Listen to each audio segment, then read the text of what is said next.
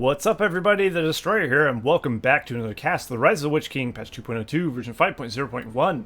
Today we have a 4v4 on Nevrast, which I played in, and I thought was pretty fun, at least.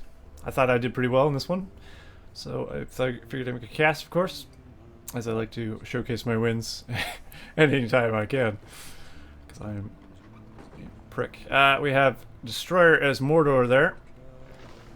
And that's myself, of course. If you weren't aware, I play under the name Destroyer, because the Destroyer 001 doesn't actually fit in the Game Ranger tag thing.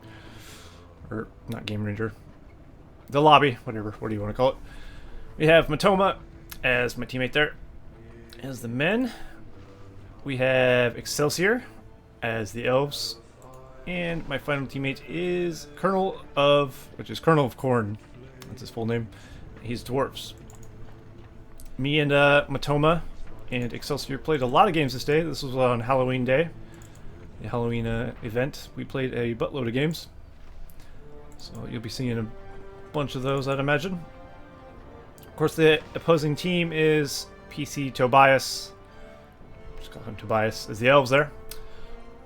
PC gets added a lot of times to people's names for whatever reason. We have DJ Premier as the Goblins there. We have their third teammates, Gorthol as the men, and the final player is PoundTown as Dwarves, which no one knew who PoundTown was. We played with him a few times. He seems all right. Seems pretty good. All right, so I am opening with some farms. Obviously, I'm going very heavily in the economy section. As you see, I've built no orc pit at all. I'm just now throwing down an orc pit after 4 slaughterhouses, which is unheard of and usually a terrible idea. Motoma opening with some Gondor Knights, so he'll be helping out with those. And Excelsior going with some Rivendell Lancers. So more or less the same idea. And then we have Colonel of Corn going for Dwarven stuff. Does he have guys in there? Yeah, he does. He has some Guardians in his mineshaft. Take a look at what the enemies are doing here. We have some Guardians and some Phalanxes for PoundTown there. And let's see, he's going for Cavalry as well. Interesting. I didn't actually see what happened on the other side of the map, as you can imagine. When you're playing a game, it can be very hard to actually pay attention to what's happening on the other area. Gorthol has gone for Knights, I suppose. So what's going on over here? There's some Goblins. Those are friendly Goblins, though. I'm sending Orcs. Looks like I will run into these guys here. I did throw it on the eye, and then quickly move out of it, which is not ideal, as you could expect. The eye does help, but Orc Warriors are still very weak. Although Motoma's coming in, and he's going to get a nice run through, hopefully, on these soldiers. He's a swordsman, and he does indeed. Of course, he gets the buff from my guys as well. Spiderlings being used by Goblin player DJ Premier to actually counter these, and they're doing a good job of it. They catch up and they can do the flanking damage while they're moving away. It's like a war chain as well. And now it will be losing a farm here to these warriors and Goblin warriors probably. Let's go look at the base here. Looks like Tobias going for the barracks as you expect, and his partner building a mineshaft, or a tunnel rather, right in his base. So Premier can get over there. Am I spectating the Dwarves somehow? I don't know how I get to spectating someone randomly. I thought it starts neutral. Can you actually get there by clicking on something? No. No, you cannot. I'm under attack. I do have Orc Archers here. Lots of them, actually. As you see, I'm up to 4 Orc Pits, getting a 5th one. This game I went absolute apeshit with the Orc Pits. It actually seemed to work out. So, we'll see that in effect. Motoma going for Gondor Soldiers and Gondor Knights, and looks like he's got some Rohan Spearmen as well. Of course, this map is kind of like 2v2 on each side, more or less. It's kind of how 4v4s in generally work. So, 2 players will go off to the right, 2 players will go off to the left. Doesn't mean you can't attack the other sides, of course, from the other side of the map, but generally speaking, it's good to help out your partner on the right if you're on the right center, or vice versa. It looks like Tobias was looking to throw down some elven barracks in front of my base. As you see, I'm continuing to surround my fortress in orc pits and constantly queuing up orcs. It allowed me to field very large armies very quickly, as you would expect. So it was actually pretty nice. First time I've actually built this many orc pits in an actual game, I think. So we'll see how well that does against the elves. And of course Motoma's doing an absolutely fantastic job of killing off the elven units for me, making my life a lot easier. Goblins are supporting their ally as well. But the best he can do at the moment is spiderlings, which will be killed off fairly quickly by my goblin archers. As you see there, they take a lot of arrow fire damage, which is the problem. While they do help to counter cavalry, they do not help to counter the the archers, which could be a problem for them. In the dwarf mirror here, we have a Prince Brand from the purple one, which is which one? Colonel Corn. Oh, we have one from him as well. Both of them being level 3, both having slam shot as well. So we have some Gondor Knights over here from Gorthol. It's the top player over here, who's pumping out men as we speak. Meanwhile, I'm actually making it all the way to the elven base already, and sending more and more orcs by the thousands to their deaths. I have upgraded one of my orc pits so I can keep getting black orcs out of one of them at least. My idea was to keep trying spamming try to spam black orcs, but obviously you don't start off that way. To fend off the enemy army, you have to keep getting some guys. I also got a arrow tower here to help out. Motoma's throwing on a statue for me, which is nice. And now the elves are struggling to keep up, really. There's a lot of orc spam coming through, and then he keeps getting hit with cavalry as well. And the Gondor Knights are doing a great job of keeping them in check. It's hard for elves and goblins to really do much against a bajillion guys. Orcs with those. They have nice capes, like we said. Just thought I'd point that out there. But with the elven support of Excelsior here, I'd say Colonel Corn should do pretty well against the dwarven player PoundTown over here. And of course his ally Gorthol. Looks like I'm doing pretty well here as well. I have lots of archers, which are really carrying me here. And there's the black orcs like I was talking about. Continuing to send floods and floods of orcs in. Let's take a look at powers and such while we're at it. And we kind of observe them. Motoma has a rally call, 4 power points. We have... Oh yeah, we're also command point capped at 500 as well. We did that a lot for the games. Generally speaking, when you play 4v4, you kind of want to turn up the 2x command point limit, just because you can't field a full army. You can only have 500 command points, which is really garbage. If you're playing 4v4 and you don't do that, you really can't get very many troops. We played a lot of those kind of games this day, because people kept forgetting to change it when they hosted. You know who you are. And we have heal and rally call. Or, who is this? Colonel of Corn. We have heal for Tobias here. He's just lost his barracks to the Black Orc Warriors there. So now he's beaconing for help, as you would expect. DJ Premier needs to send as much as he can to help his ally very quickly, or he will fall. As he's being overpowered by my goblin my orc archers here. And in come more orc warriors. We have rally call for Tobias. Like I said, 6 power points. I have Sauron, Tainted Land, and 9 power points, getting close to a 10. PoundTown, the dwarf on the right side over here, who is also under heavy attack by 2 players. But his ally is here, of course. So it's not alone. He has heal, rally call, 3 power points. He actually has a very small army as well. He has 120 command point used. That's not much. Excelsior has rally call and 8 power points. DJ Premier the Goblin has War Chance at 2 power points. In come Motoma's Knights to flank the remaining guys there. So there's 3 players over on that side now. Motoma's really free to do what he wants over here because I'm not really having trouble on my side, which is a rarity for me, actually. I can't say if it's because Tobias was not great, or because I just did okay, but I think in conjunction, me with my spam and Motoma's cavalry charges, I think I did alright. And after a certain point, I didn't actually need the cavalry charges anymore. DJ Premier is not quite sending his guys yet. Looks like he wanted to get the forged blades on his guys before he sent them in, I guess.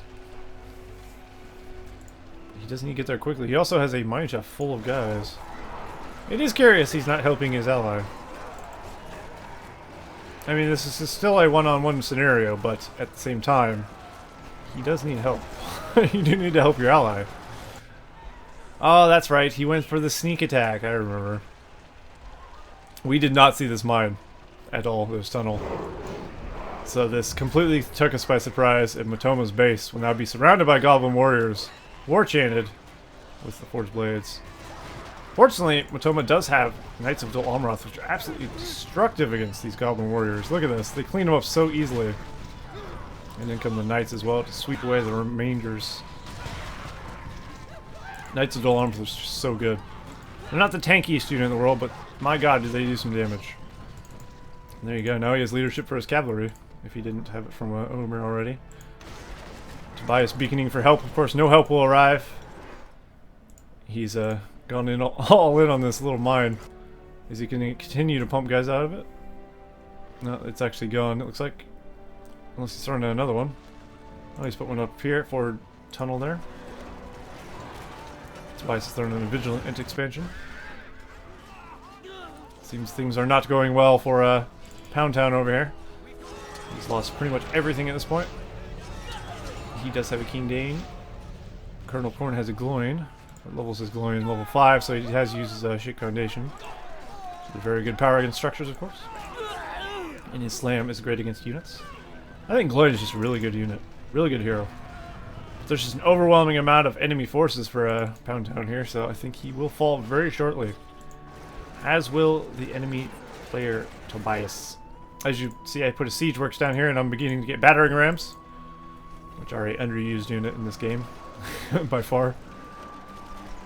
But that should be quite useful. I'm continuing to send black orcs now.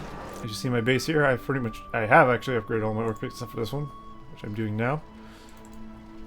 So I can just keep flooding in black orcs, which will be a bit tougher and do a bit more damage than the normal orcs, of course. But they're still spammable because they're cheap, which is nice. And we have the battering rams, of course. If he doesn't take out the battering rams, he will do massive amounts of damage to his fort. And you see there, it takes a good chunk off each hit. If I just keep them coming, it will do lots and lots of damage. And now PoundTown is about to die here, it looks like. The alliance of Elves and Dwarves might take him out fairly soon. We have an Arwen chasing down a Prince Bran in melee.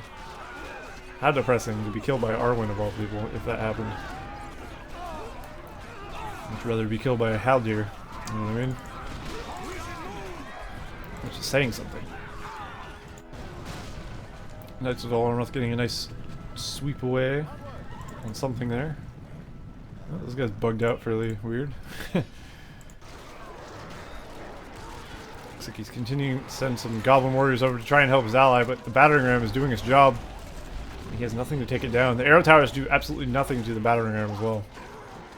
As you see there, without Silverthorn arrows or the fire arrow upgrade, they will not be able to destroy this battering ram very quickly. And this one might be enough to actually take him the fort before he actually takes it out. And down goes the fortress of Tobias. Let's go for another barricade expansion up to secure my position. Tobias will fall shortly, also being flanked by the Knights of Dol Amroth from Motoma here, and the Gondor Knights. And it looks like the fortress of PoundTown has been taken out as well. We have a lot of mines here, a lot of forward mines. Definitely a good strategy to do. Forward mines and forward barracks for dwarves, always good to have. So you don't have to go so far, of course. Strengthen your position. It's hard to get the dwarves out of there once they really get dug in. Looks like we have a summoned Men of Dale for, I believe that is Colonel Korn's dwarves, yep. Of course the other dwarf doesn't have a fort. I guess that would make sense. DJ Premier is in a bit of trouble now, I'd say. Since he's all alone, he doesn't really have an army to speak of.